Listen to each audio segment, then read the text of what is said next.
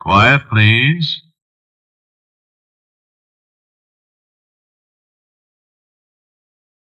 Quiet, please.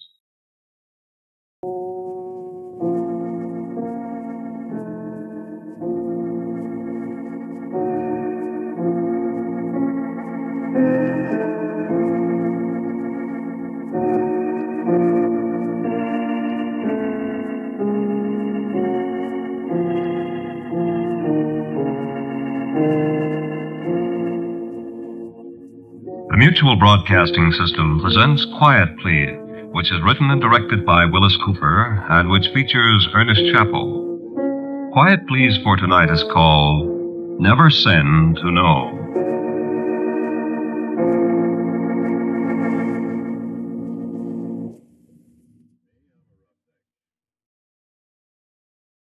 I wouldn't be caught in an alley with a derby hat. Or with one of those light, snap-brimmed ones, either. Look. You know what this thing is? It's an automatic pistol. It's not a rod, a Roscoe, or a heater. You know where I keep it? In my desk drawer. I can't speak Chinese. I think most policemen are very nice fellows, very efficient, generally courteous, almost always intelligent. I get along with them beautifully. I don't know any stool pigeons. I have never hit a woman in my life. Nobody has ever called me a private eye or a Seamus, or however you pronounce it. And I do not indulge in rapid-fire slang. Oh, and for your information, a pistol does not go ka-chow. I will now fire a pistol so you can see. This is how a pistol sounds. You probably could put that sound into words, but I submit that it definitely would not be ka-chow. Would it? Well? Fool. I must admit I do have a secretary. Mrs. Radabaugh. Well? Come in, Mrs. Radabaugh. Well? This is my secretary, Mrs. Radabaugh. What do you want? Mrs. Radabaugh, how many jewel robberies have I solved? We may take that to mean none. You ain't had any jewel robberies. Precisely. Do you recall any cases involving beautiful Oriental maidens, Mrs. R? I do not. Any in which I was kidnapped by counterfeiters? Listen, I'm busy, Mr. Kramer. Now, Mrs. Radabaugh, if I propose to you... Huh? That you and I take an automobile trip to an obscure village in New Hampshire to investigate the murder of an elderly recluse, what would you do? I'd quit. And what do you consider the most exciting of all the cases I have handled as a private eye? A what? You see? A private detective, investigator, Mrs. R. You haven't had any exciting ones, and I wish you'd stop calling me Mrs. R. Thank you, Mrs. Radabaugh. I'm going home early this afternoon. Are you? There's a parent-teachers meeting.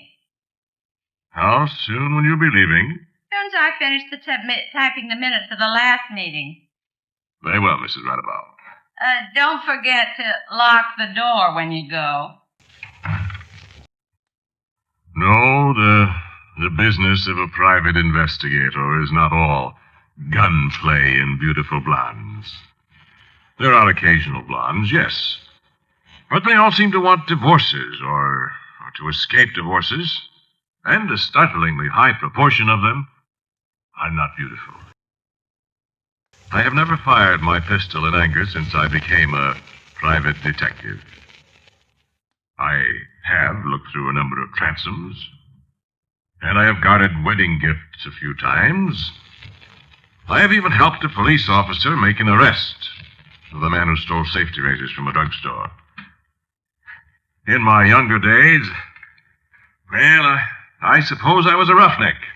I bummed all over the country. I've seen the insides of not a few jailhouses. Met some very interesting people. But now, in my fat 40s, I'm content to have this small office and do odd jobs for people at a price and relax. Going already, Mrs. Radabaugh? It's not Mrs. Radabaugh. Oh, excuse me, sir. Isn't Mrs. Radabaugh out there? I didn't notice. Well, what can I do for you, sir? You're Mr. Kramer, aren't you? Yes, sir.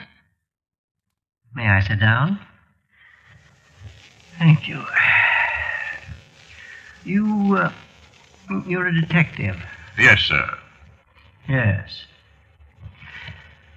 I would like to engage you. I am open to suggestions, sir. Yes. You find out things. Sometimes I do, sir. I at least try to find out. I want you to find out something for me. Good. Your fee... Why, we can discuss that later, sir, when I know a little more about what you want me to do. All right. Would you care to give me your name?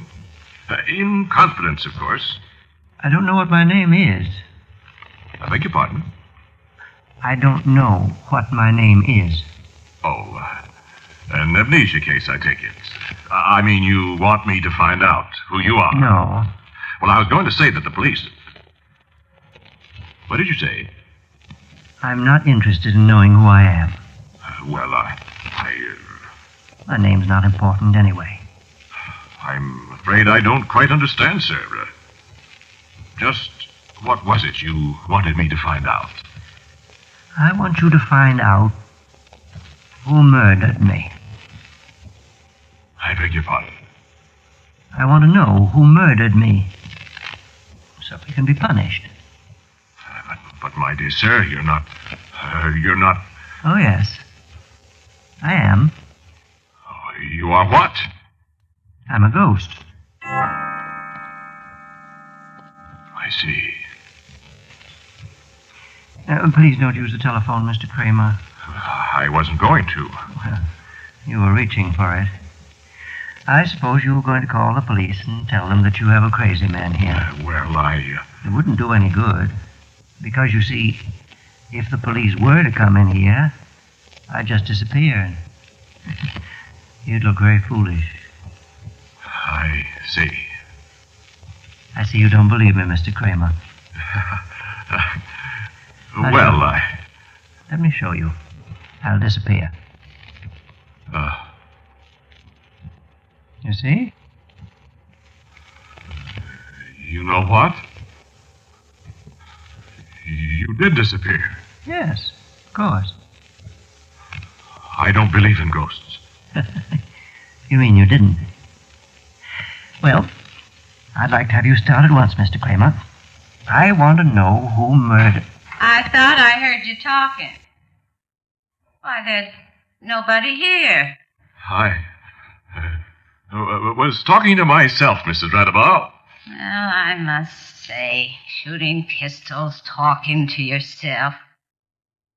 Where'd this money come from? What money? $100 bills. 1, 2, 3, ick. What? You got sticky red paint or something all over. Well, it wasn't red paint. But it was real money. From a man who disappeared. Well, I said a private detective's life wasn't exciting. It looks as if it's going to be now. But I don't know how I'm going to find out who murdered a man who doesn't know who he is, nor when or where he was murdered. Do you? I don't even know where to start. I've been sitting here since 3 o'clock this morning. I say to myself, did that man come in here, or did I dream it? And then I see the $300 bills on the desk in front of me, and they're real enough. So I didn't dream it. Yes? Mr. Kramer, Yes. you didn't dream it. What? You didn't dream it. I said that. Yes, I heard you. Oh? Perhaps I'd better come and talk to you some more. Well, Yes, I think I'd better. I'll be right there. well, but... I'll be right there. This is... Who is... Good evening, Mr. Kramer. Yes, I think we'd better talk some more. But look here. You were just talking to me on the phone. Where were you... What difference does that make? I don't really mean to haunt you, Mr. Kramer, but I am very anxious, you understand. No doubt. I remembered something.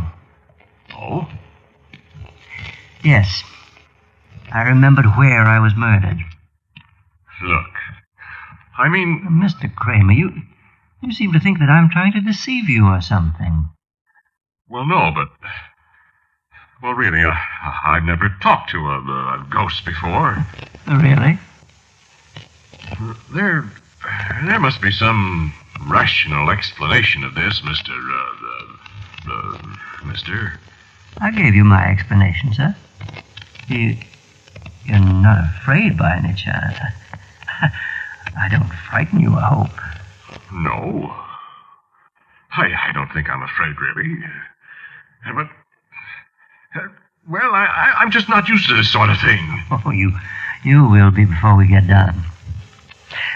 I was going to tell you where I was murdered. Perhaps that'll help. All right. Where? It was near Lindale, Utah. Lindale, Utah. That's on the Union Pacific. I think I've been through there. Oh, have you? Isn't that near where the branch line to Bryce Canyon turns off the main line? Yeah, I believe it is. You think that'll be of any help? You never know. You don't remember when, I suppose. No, but I may remember later.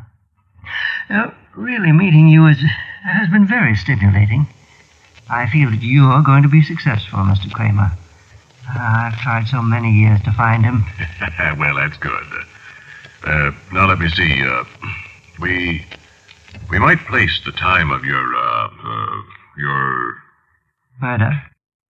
My death? Yes. How old would you be? Really, I haven't the slightest idea.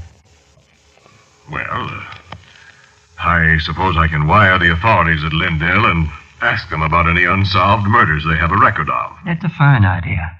We may solve this problem of yours a good deal more quickly than I hoped. Good. Oh, the money I left... It was a little, messy. I'm so sorry about that, but all my money is like that. That is, as long as I have it. It dries, though. Oh, yes. Yes. If you need more... Later. Good. Whenever you want it, ask for it. You'll excuse me, I know. But where does this money come from? But I don't know. I seem to have a great deal of it. It's no use to me, of course, so... You find the man who murdered me, and you can have it all. Well, thanks. What are we going to do with this man, when we find him, though? The evidence of a ghost, in court. Yes, I thought of that. I couldn't very well testify, could I? Even if I am the most interested party. So what? Well, I thought that perhaps you might take care of that, Mr. Kramer. Just how do you propose I take care of that? Mr. Kramer, I know more about you than you might think I do. Oh, do you? I know, for example, that you're quite unscrupulous. So? Yes, sir. Right. Well, what then? You'll be getting a very large fee, Mr. Kramer. And for that fee, I thought perhaps you might undertake the job of executioner. You did. The man will be guilty, you know. You'll only be carrying out a just sentence on him. Committing murder myself. Oh, no. Nobody ever called a hangman a murderer. No thanks. I'm sure you'll change your mind, Mr. Kramer. I doubt it. I told you I know you a great deal better than you think. And there's a large sum of money involved. How large? You name it. In advance? Whatever you say. $1 million. All right. You sure that'll be enough? I don't like being kidded, Mr. Ghost. My dear sir. All right. If I see $1 million in currency on this desk tomorrow morning, you bought yourself an executioner. Fine. Provided I can find the man. Oh, you'll find him, Mr. Kramer. And then you'll execute him.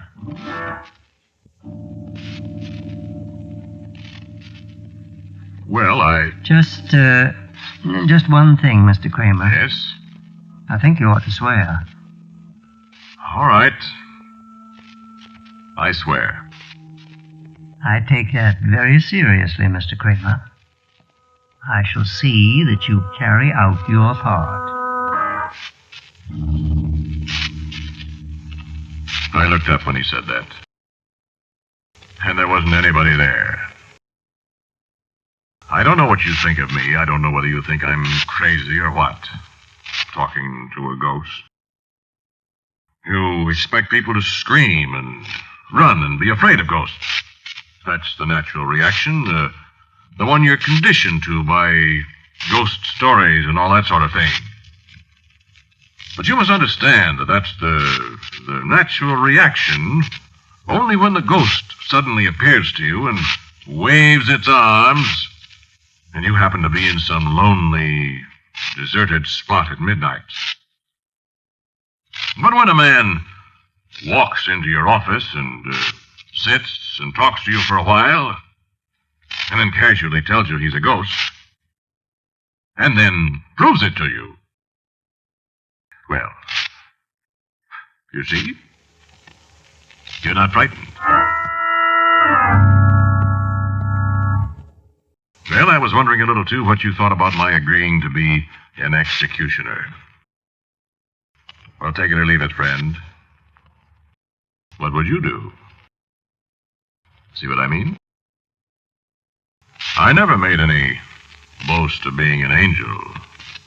I've been a pretty rough character in the old days, bumming around the country.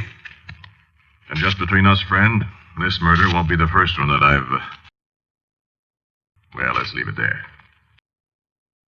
And you know, I'm not so sure that I will knock the gentleman off, as the bad boys say. I'll have the $1 million, won't I? I take that very seriously, Mr. Kramer. I shall see that you carry out your part.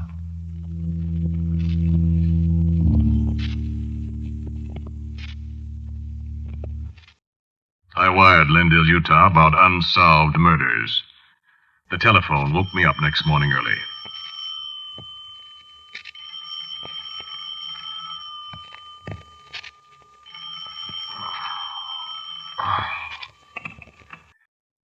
Hello? Mr. Kramer, there's Mrs. Radball.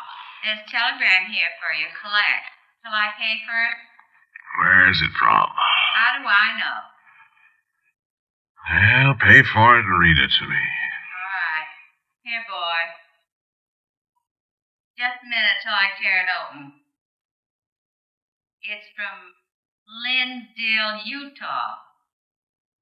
Well, read it. Hold your horses. It says, no unsolved murders here. What's that mean? Never mind. Goodbye. Now, look here. How do you like that? Shut up, Radabow. Look, Radabow, I'm not going to answer it, so... Now what? You didn't answer the phone, so I came over. What? Oh, you. You had an answer from Utah. It said there wasn't any unsolved murder there, my friend. Yes, I know. What about that? You should have let Mrs. Radabaugh read you the rest of the telegram. What? There was more to it. There was? Perhaps you'd better call Mrs. Radabaugh back. I will.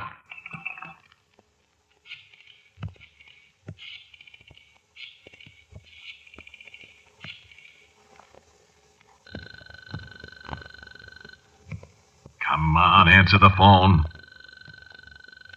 Where is that woman? Do you know what the rest of the message was?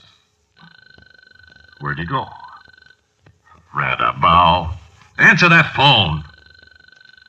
Oh, that woman.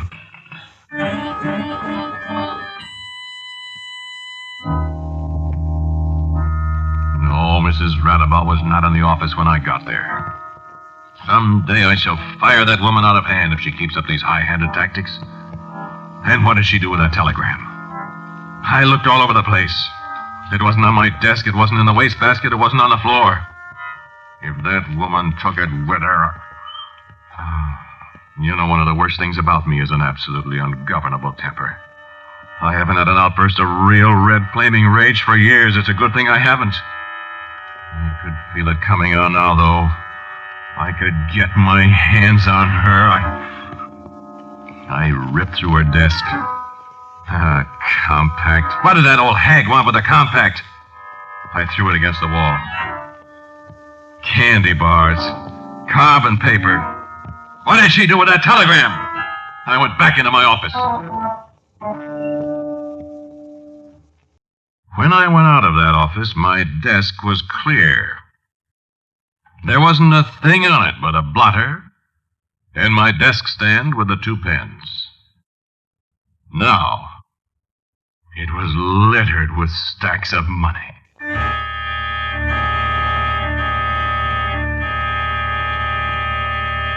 Stacks of money. Did you ever see $1 million? Well, you're likely to use your mind if you ever do. I nearly did.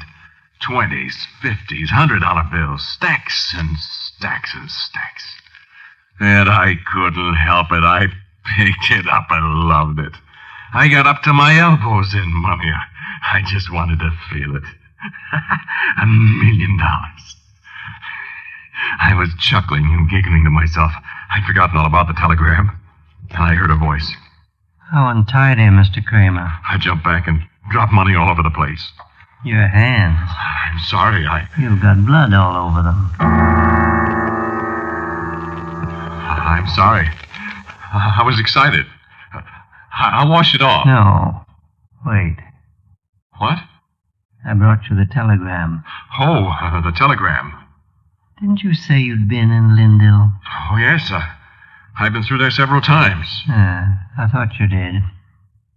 Why did you ask that? I was wondering if perhaps you might not have heard about my death, or, Or what? Oh, nothing. I'm sorry, but we have to explore every angle, don't we? I fully intend to, sir. Good. There's $1 million there.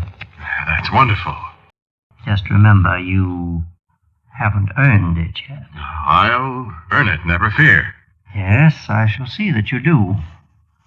What about the telegram? Oh, I'm sorry. Here. Thanks. I was anxious to see what... Only unsolved mystery here. Several years ago, unidentified hobo killed by train. Well, that couldn't be you. Yes, it could. Why, it says killed by train. No, I was murdered. Well... I was a hobo. Well, so was I once, but... But what? I didn't get murdered. No, I did. And you think this man is you? I know it is. I don't know how we're going to prove that. I'll tell you. Well? When I recognize the man, that'll be proof, won't it? But you said you didn't know who did it. I'll know. When you find him. Now, look. This leaves us right where we started. No, not exactly. I'm afraid it does. I'm going to find the man who murdered me. Or rather, you are, Mr. Kramer. I don't know where to start. Think, Mr. Kramer. Please think.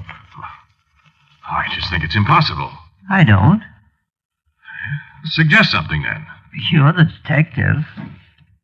Go to Lindell? Would you want to go to Lindell? Well, why not? Well, Why not? there's a line of poetry I could quote to you. Never send to know... Never mind poetry. Well, then we don't need to go back to Lindell, do we? You take your money and get out of here. Oh, You hear me? you'd forgotten all about it, hadn't you? I don't know what you're talking about. Yes, you do. But you didn't even think of it when I told you the place. Well, I didn't know. You just forgot. Well, you know the murderer now? It wasn't murder. It was an accident. Well, the man died. I died. Well, that doesn't make it murder. In my book, it does, Mr. Kramer. Well, I didn't mean to... Meaning hasn't got anything to do with it. We were just arguing in the freight car. I remember very well now. Just talking. And we drank that bottle. I remember. And the train was going slow. Just crawling along. And we got to arguing again. About Herbert Hoover. I didn't even know your name. I knew yours. I'd forgotten it, but And then we started to fight. That insane temper of yours, Mr. Kramer. And you hit me. I remember. And I got up. Yes. All I did was push you out of the car. How was I to know what happened? I fell under the wheel. Well, anybody could fall out of a car going that slow and not get hurt at all. I died. But I tell you, I didn't mean to. I didn't even know. I'm sorry, Kramer. What are you going to do about it? I'm not going to do anything. I'm a ghost. Well, then, You've got a job to perform, though, Mr. Kramer. I won't do it. Oh, yes, you will. I won't. Yes, you will, Mr. Kramer. Sooner or later, because I'll be with you, Mr. Kramer, wherever you go until you do. Every second I'll be with you, and you'll do anything to escape me. But there's only one way, Mr. Kramer. Only one way. Well, that poetry I started to recite to you. Never send to know... I know. Never send to know for whom the bell tolls. It tolls for thee. Yes, you were a little too eager, Kramer. Well, the pistol's in the drawer there.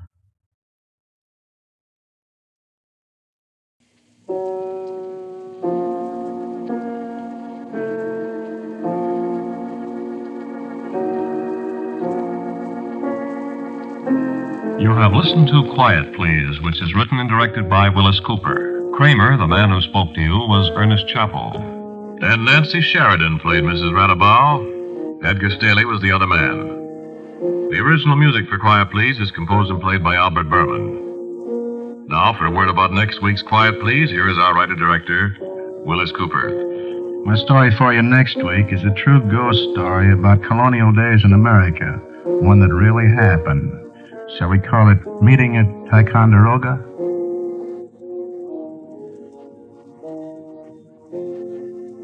And so, until next week, I am quietly yours, Ernest Chappell.